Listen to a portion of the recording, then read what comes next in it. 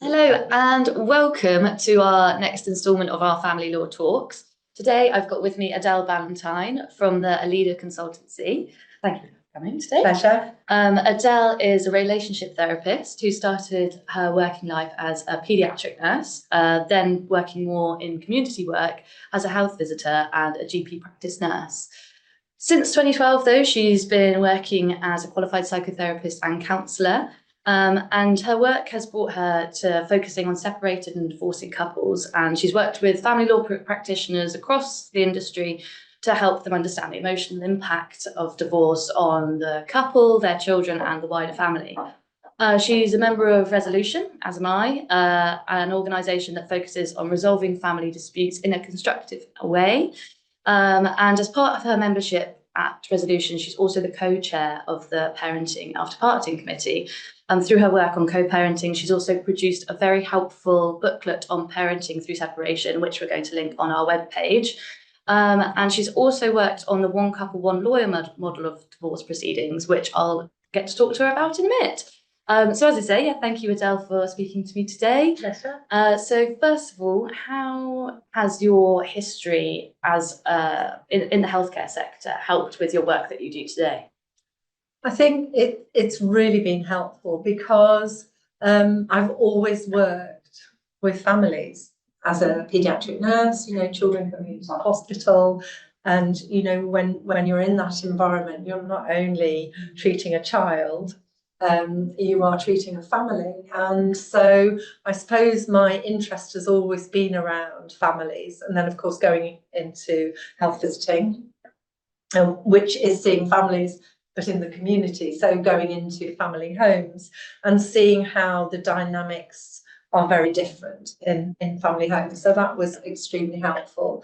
And then again, as a practice nurse, having that experience of working with children, I was very much involved in vaccination of children, and also, working with parents, bringing their children, working with couples who were going through stressful times.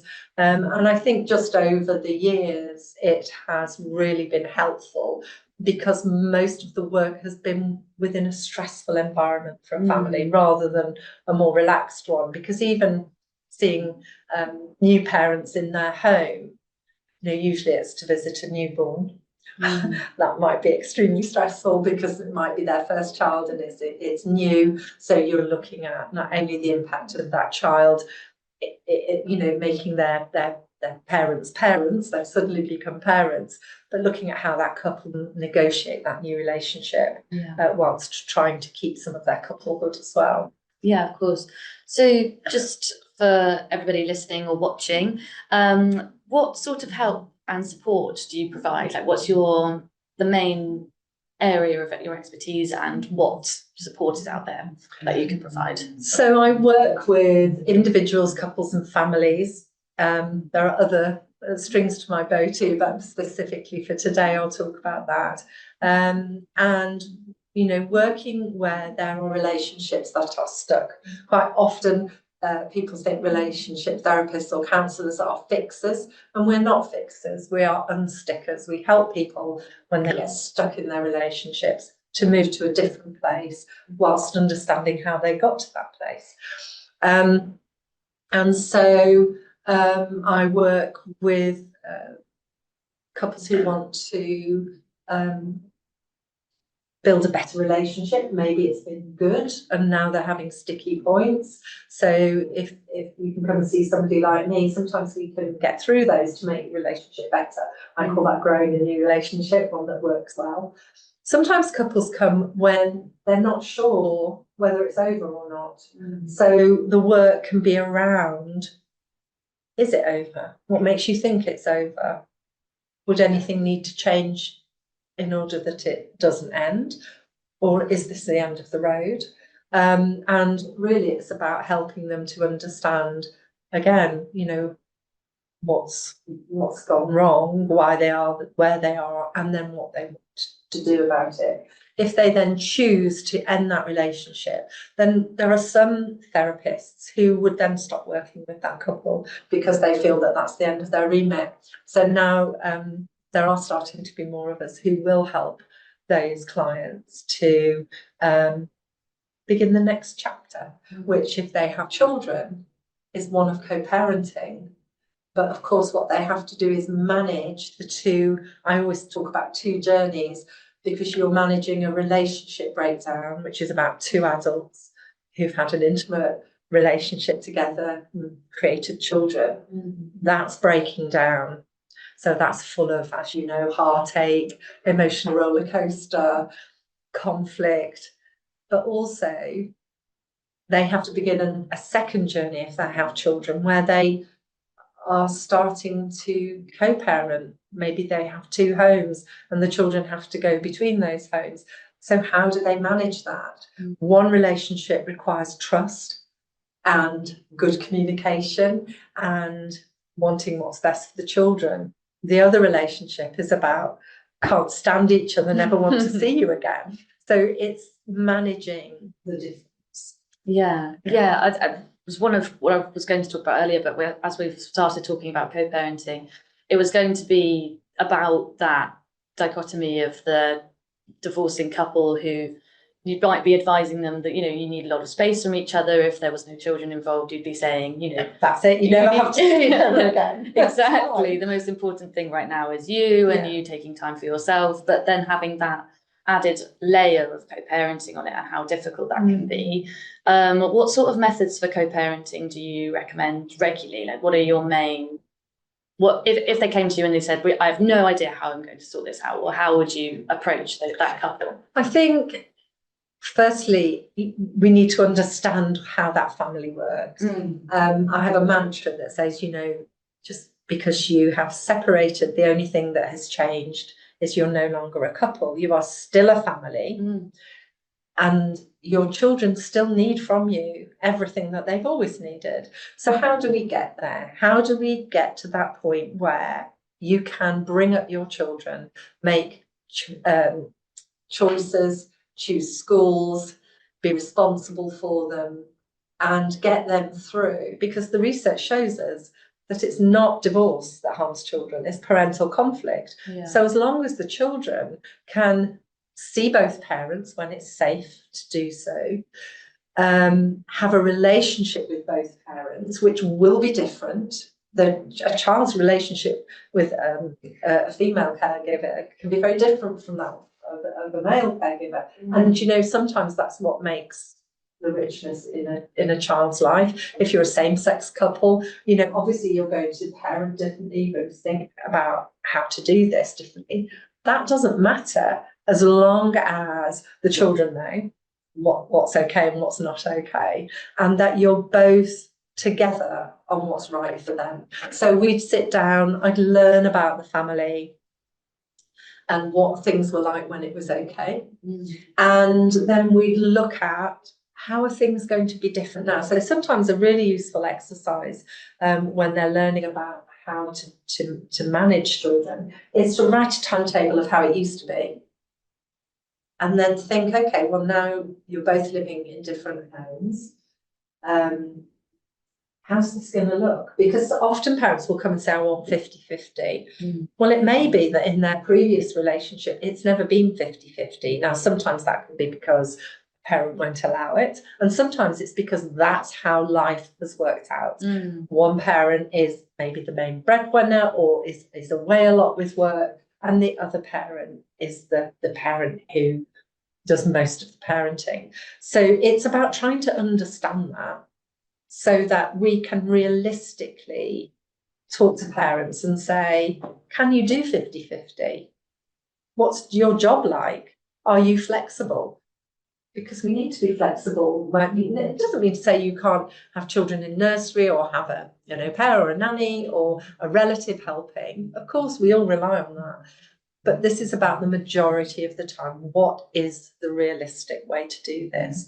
And certainly beginning a co-parent plan is a good place to start. And I think it is also important to talk to parents about what a co-parent is, because we use that word a lot, don't we? If you've never been a co-parent before, surely the best place to start is by understanding what it is. Yeah, of course. So there was a recent suggested parenting plan that's come out from the work of our Family Wizard and the NACCC. Have you, what's your view of that plan, and does it match up with the way that you would normally approach that, and do you recommend it? Absolutely. It is by far the best parenting plan I have seen in a long, long time. I know that CAFCAS have one, and that's an online document just like this is. I feel that the new one from our Family Wizard and NAC is they've thought about this very, very carefully. I think the expertise from our Family Wizard and their tone meter that they have, you know, what we want is a safe space for parents, because it is open to abuse sometimes, and we don't want that. You know, what we want is sensible, calm, you know, considered parenting, and this absolutely meets that. It's free. You can share it with whomever you wish, and for parents, you can take a look at it. It's on the NAC website, which I'm sure you'll put a link on, and just go on and have a look. It will help you to understand, you know, what your children are going to need from you, and will help you to start those early conversations together about how you're going to do this. So yeah, I would recommend it, hand on heart. It is really, really good, and I'm so glad it's now available, because I knew about it towards the end of last year, and they were saying it's not ready yet, so it is out now. So take a look at it and be realistic, you know. And if you're sitting there as a parent reading through this parenting plan, and you're thinking, well, I'm not going to do that, and I'm not going to do that, she doesn't deserve that. Actually, that's not the time to be looking at it, because that's your emotional side coming through. Much better to read it, think all of those things, go and write it down elsewhere, sleep on it, and then think about it when you know things are a little calmer, you know, responses rather than reactions to that. Absolutely, yeah, that was going to be one of my questions as well, because communication is so key, and I'm sure it's such a massive part of your work. What do you do with those couples where one of them is just completely non-communicative, isn't there to try and resolve anything, is putting up as many barriers as they possibly can? And this doesn't just apply to co-parenting, but the divorce resolution in general. How do you elicit that communication, and what methods could people use to employ that may be able to start those constructive conversations again? I think that's a really good question. And what I know is that we cannot make anybody do or say anything that they don't want to. We have often parents who try really, really hard to make them do something different. So what I talk to parents about is taking responsibility for your bit. Do the best parenting for your children that you can, putting their needs first. You know, your relationship with your soon-to-be or even already ex isn't their relationship with that person. Their behaviour may look similar to how you're feeling and your behaviour, but it won't be for the same reason. And so when children are angry, they're angry because they've had forced change and they're not seeing a parent anymore that they used to see. That's different from you being angry because your relationship's ended. So understanding the difference in the behaviour between children and adults is a big part of the work that I do. And what children do, and you know, this is what really helps me to fully understand what goes on with children, because when I was a children's nurse, it would be surprising how we'd have children come in, and of course now parents can stay with children. In the bad old days, parents were separated from their children, but now of course parents are by the bedside, and that's a wonderful thing because it's secure for the children. However, if you've had two parents sitting at the bedside for several days, they haven't really slept well, they've not showered, had fresh air or anything really properly to eat, they're really tired, and so we would encourage them to go and just have a good sleep, and have some food, have a shower, because you'll come back and you'll feel better. Well, of course, as soon as those parents tried to leave, we would get some reaction from the children. And you know, not surprisingly, for our survival as a species, we have the longest nurture of any mammal. You know, we have birth to 18 and beyond, you know, so we need our caregivers to stick around. So we need to create behaviour that keeps them there. So of course we would send them off, and the child would be screaming and no, don't go. And we'd go, leave. They will be fine. The minute you're out of sight, they will be fine. And I know you hear this a lot as lawyers, you know, that one parent has said the kids hate being with their other parent. They cry, they don't want to go. And then you've got the other parent saying, once we're in the car and around the corner, they're laughing and chatting.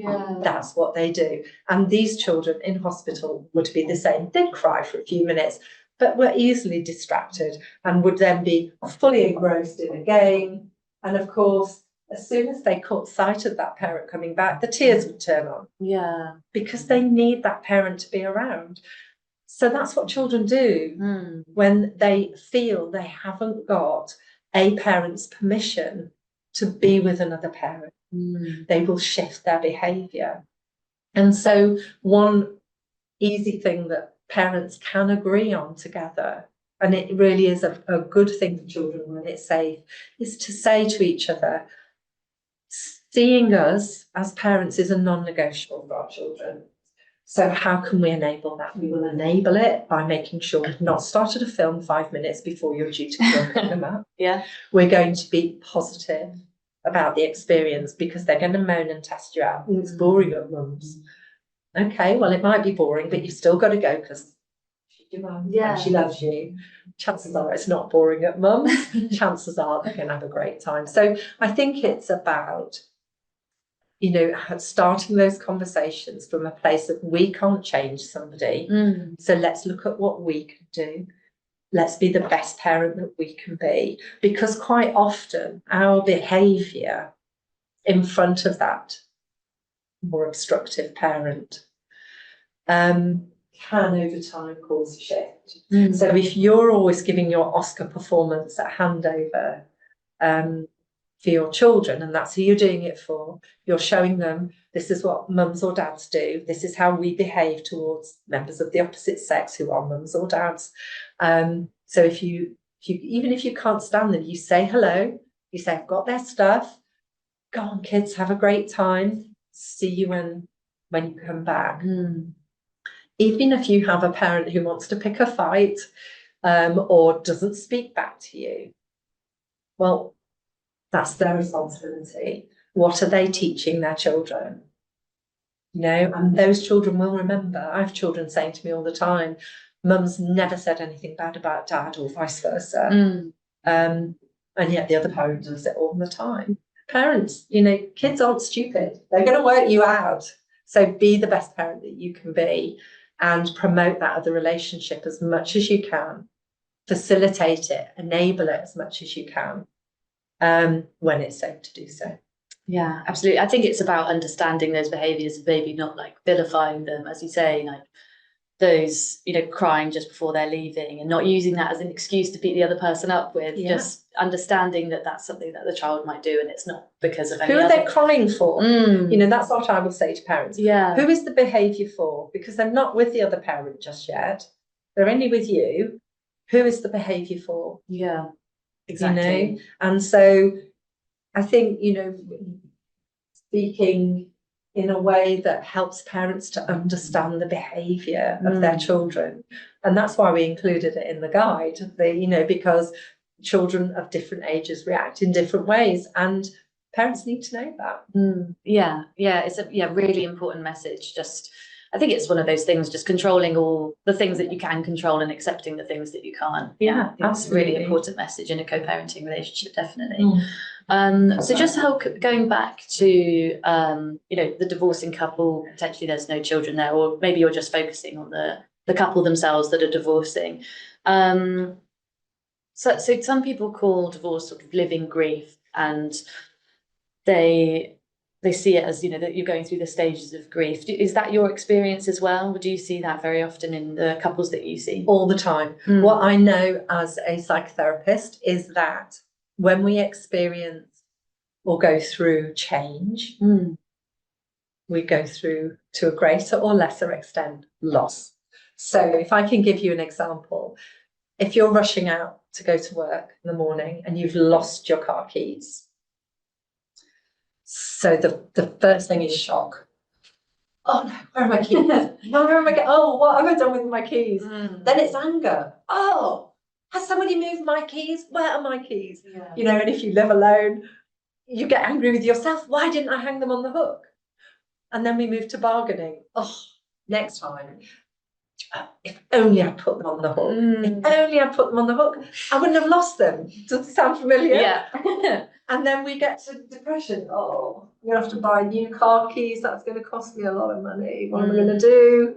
And then we get acceptance. Okay, I'm going to have to go on the bus this morning. I'll sort the car keys out when I get home. Usually you get home, you find your car keys and it's not a problem. But we go through those 5 stages. We also go through those stages when somebody dies, when we get divorced, when we are made redundant. Wherever there is significant change, we will go through those phases. And they come with a whole lot of not only emotional issues, but also physical ones. So maybe we're not sleeping, maybe we're not eating, or maybe we're doing excess of both of those things. Maybe we can't stop that 1 or 2 questions going round and round and round, usually about 4 o'clock in the morning, round and round, and we can't sleep. And it's hard. It's really, really hard.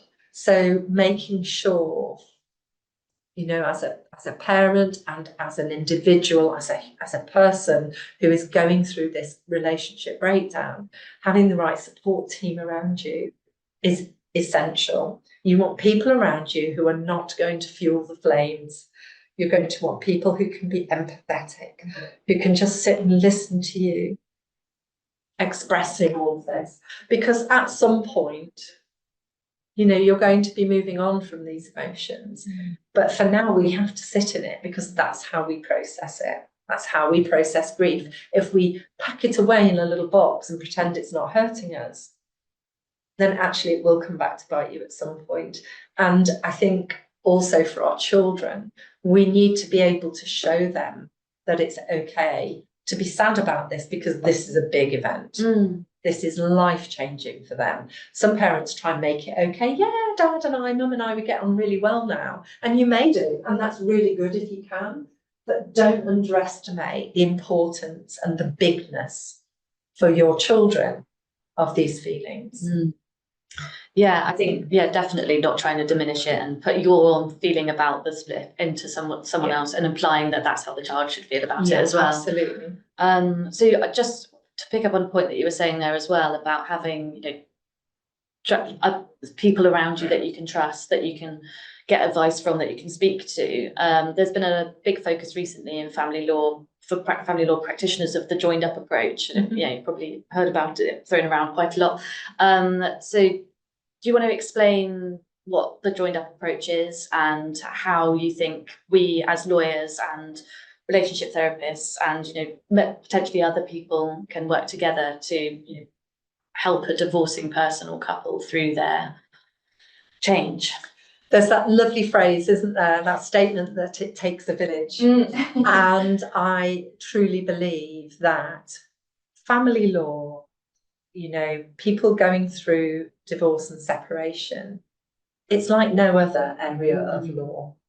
And it's been my feeling for a long time that unless it's unsafe, that family court is not the place to resolve family dispute. There are lots of talented people out there, and by being a team, by working holistically, we can help the client, the parent, go through that, something that is I think they call it the second hardest life event. And if somebody died and they went to an undertaker, there is no way that that grieving relative would be treated with hostility or be encouraged to make this bigger and adversarial with the family. It would be gentle, it would be calm. There would be other professionals coming in, maybe a grief counsellor or, you know, somebody, financial people, somebody who can help them, legal professional to help with a will. And that's really what we need to be. It's my view that we need to be looking at here. So, you know, I work collaboratively in that process, and what that means is you each have a collaboratively trained lawyer, and we sit round a table, and there's two lawyers, a couple, financial advisor, and me. And you know what parents might say is, well, that's just going to be really, really expensive. But generally, problems are resolved so quickly in this process that actually it's done and dusted much quicker. You're not waiting years and years and years. And it's done in a way that means that you can then go on and co-parent and make decisions together for your family. Sometimes what the court process does, and I don't underestimate its importance for certain families, but generally for families, what it does is it positions parents against each other. So rather than having really helpful, difficult conversations together that are not without emotion, but they're sitting together in a room with some professionals who can help them, you know, what it teaches them is that, yes, we can do this once this process is done. And so the quicker that we can create environments where we've got a team of professionals meeting the needs of parents going through this process, the better it will be. And we have to think ahead to the future generations. What are we teaching our children about relationships? If we are battling it out and being vindictive and punishing each other as parents, what are we teaching our children? We're teaching them that we get it wrong and it's going to be bad, and we're never going to recover from this. If we can approach it in a way that shows children, yes, it was difficult at that time, but mum and dad worked really hard to make it okay, then what children grow up learning is that if we get it wrong, we can repair, we can get back. We need that message. Yeah, no, it's such an important message. And yeah, it was something I was going to touch on as well about those other forms of other ways of resolving divorce outside of the courts. And because I think for a lot of people, because of the way that divorce is potentially portrayed in popular culture or, you know, in the news, you see it as, you know, there's big celebrities going to court and having their day in court, and, you know, a lot of people might think, well, I just want a judge to agree with me and find my point more valid than his or hers. But I think for a lot of people, they don't realise that there's these other options out there. Now, there's been a recent report from the Ministry of Justice about their consultation on mediation, and although there were some changes to how they're going to approach it and other schemes that they're setting up for dispute resolution, they said that they're not mandating mediation at this time. I just wanted your view on the alternative routes to resolving a divorce, so, you know, mediation, arbitration, some other types of ways that you've seen couples use successfully that you've worked with, and I guess you've already touched on it, how you think the best way of doing it is, but maybe potentially some other ways that people might not necessarily have thought about for resolving their divorce. I'm really glad that mediation isn't mandatory, because if we're told to go and do something, forced to go and do something, then there is a certain amount of digging our heels in a little bit, telling me what to do on all of this. Actually, what we should be doing is encouraging parents to go to mediation, and the voucher scheme for parents going through mediation has been just a brilliant thing. You know, I think wherever you can sit together and discuss with a professional, a mediator, a collaborative lawyer, one couple, one lawyer, you know, because that's very new. Yeah. And lots of parents don't even know that you can go and see one lawyer now. And the great thing about that is that you just go and see that one lawyer. Now, if there is a financial decision to be made, that doesn't necessarily mean to say that that has to go to court. You can have an arbitrator, as you can for children issues. So there are alternatives. Arbitration, I feel, is so much kinder. You mentioned about a judge deciding and siding with a parent. There is always going to be an unhappy loser if you've got a complete stranger making a decision about your family. And why would you want that? Why would you want a complete stranger making decisions about your children and your life when you could do it if we can handle all of the emotional stuff and look at it in a calm environment with professionals around you to help? So we do have mediation. I also work with mediators, and that's a really good experience, you know, because mediation is very different from what I do. And I often get referrals saying, oh, will you mediate this couple? And I have to be really, really upfront and say, well, I'm not a mediator. This is how I work.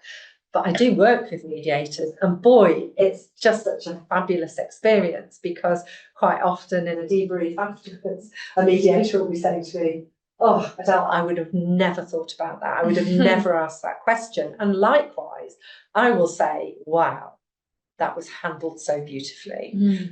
We have different skills. There's a lot of synergy in the family law community, you know, with neutrals, and not being afraid to bring those in. I was training some collaborative lawyers recently here in London for resolution, and I also last year went to Hong Kong to teach some Hong Kong lawyers collaborative law, and it's amazing seeing them the headspace shift from how you learned the law and litigation and position statements and sides, and to that where we're coming together, not only for collaborative law, but one couple, one lawyer. What we're looking at is that calmer, kinder way to help couples who are on this really traumatic journey to just stay away from an environment that is only going to reinforce not only their position, but to fan the flames to make it worse. I've spoken to hundreds and hundreds of couples who've come out of the family court, one of whom is happy because the judge has seemingly sided with them, and one who's devastated, more angry and appealing and taking you back to court. What is the point of that? And all that money you're arguing about, well, you know, whose children are you educating? If you're, you know, are you educating your barrister's children, or are you educating your own? Or are you able to buy a house with that capital that you've got, or are you paying it in lawyers' fees? And we all have to make a living, okay? That's right. But you might, you know, but No, but you know what we could be thinking instead is, let's create this environment where there are all of these professionals who can sit around a table, work in their different ways, not fear that what they're doing is more important than what we're doing, and that will count more, because it all counts. Yeah. And we can work together. Those clients who've had that experience are going to go away and they're going to talk to their friends. And when their friends are divorcing, they're going to say, go and see Charlie at Winckworth Sherwood, because that experience, although it was really hard, we've come through it, we're co-parenting. And, you know, we had those discussions together. Just think how busy you're going to get when you get families coming to see you. It will happen. Yeah, exactly. It will happen. It is happening. Yeah, I think we've definitely seen a turn in the tides more recently of, you know, more of a focus on, involving lots of different people, because I think before people saw their lawyer as the person who could answer all of the emotional questions and everything. But yeah, having people who are, specifically trained in that is so invaluable to those couples. And I just wanted to touch on as well a new initiative that I know that you've been working on, the National Association of Separated Parents. That's separated parenting program. Parent program. It's such a long one, isn't it? National Association of Separated Parent Programs. That's it's not easier to roll off the tongue. Do you want to just explain a bit about your work involved in that organisation and what's coming up in this year for the group? So we got together about a year ago now, and we were collected together by the fabulous Helen Adam, who was chair of the Family Solutions Group, who came up with an amazing report about what children needed during the divorce process with recommendations. And what we talked about, there was 7 of us, all from very different backgrounds. Some of us parent program providers, some of us not, and we collaborated together, because what we found was that getting help when you're going through a divorce, sometimes it's hard to know where to go to get really good information, research-based information that is going to give us the help we need, the strategies we need, the information, to be able to go through this process as kindly as possible. And so CAFCAS have been providing a separated parent program for a long time, which was mainly court-ordered. You could go on it privately, but it was mainly a court-ordered process. What we know is there are many programs out there that are available for you as parents, but who knows where they are. So what we have done is written standards that we are hoping that the providers will subject their programs to, so we can match them up to make sure that they fit the standards. And then we're creating a website that you can tap in your code where you live, and the nearest provider will come up. We're hoping to have an initial launch in June, and then hopefully towards the end of the year, it's going to be live. And it will be a really helpful place for parents to go to find that early help. Early intervention is something I talk about all the time because it's crucial. For many parents, you've never walked this path before. No, some days you don't even know which way is up. Am I doing the right thing, making this decision? Am I seeing the right sort of lawyer? Am I doing this in a way that is going to be good for our family? You wouldn't begin a trip to Mount Everest Base Camp without learning about it, where it is, what kit you might need. Do you need any training to get there? Do you need any help and support to go with you? You need those Sherpas, man. You need them. You need to know the pitfalls. I learned this recently. I think it's a fascinating fact that quite a few people every year lose their life hiking to Everest Base Camp because of the yaks that they encounter along the way. If you encounter a yak on a small path, the yak is not going to move. It's going to be you who moves. So I need to know that information because that's crucial for keeping me alive.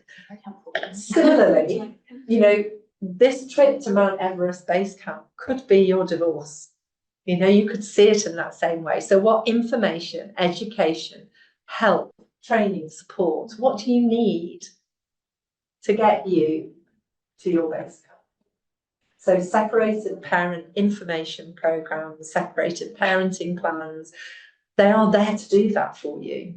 They are there to help you understand what you're going through. So it covers, usually your emotional journey, looking at what your children are going to need from you, what helps and what doesn't. Lots of parents will badmouth another parent to their children, thinking it's going to help their children. It doesn't. your children hate it when you do that. They might not show you that behaviour, but they tell us, they tell me, they hate it. They hate the fact that they can't get to know a parent's new partner. Children tell us they're happy if you're happy. They just want to move on from this. Yeah. So having an organisation where you will be able to go as parents and find the help you need in one place is going to be really good. Yeah, it sounds like such an amazing tool, and crazy that it's, I mean, 2024 and that's not already there. Yeah. But yes, so thank you so much for your hard work on No, that. And just to sum up the day, apart from watch out for yaks, what would be your your number one top tip for a couple that's just separated? But based on our conversation today, what do you think is the most valuable nugget that they should be taking home with them? I would say it's more of a cluster rather than a single nugget. That is okay. Is that okay? So I would say, don't panic. Take your time, find out, learn as much as you can. I know you're going to include on the link at the end of this the Parenting Through Separation guide. That was created by the Parenting After Parting Committee, and both Marcy Showell, who's an amazing co-parent coach, and I edited the first edition of that. And it took a long time, and we did it over COVID. It's a piece of work we're proud of. From, you know, it's very much for you as parents. It's 40 pages of top information. And I know that if you read one page, there is information on there that will help you today. If you read the whole of it, you will be much better informed thinking about, you know, going forward with this. Get some help for your couple relationship. It is breaking down, but it doesn't, you know, and it is going to be hard. There is no way to make this painless, but you can make it more positive for your children and also for you going forward into that next step. So take your time, get as much information as you can, and seek help, because it is out. Perfect. Yeah, excellent cluster. Okay. Yeah, and thank you so much for coming today, and thank Pleasure. you so much for tuning in, and yeah, look forward to speaking to you on the next instalment.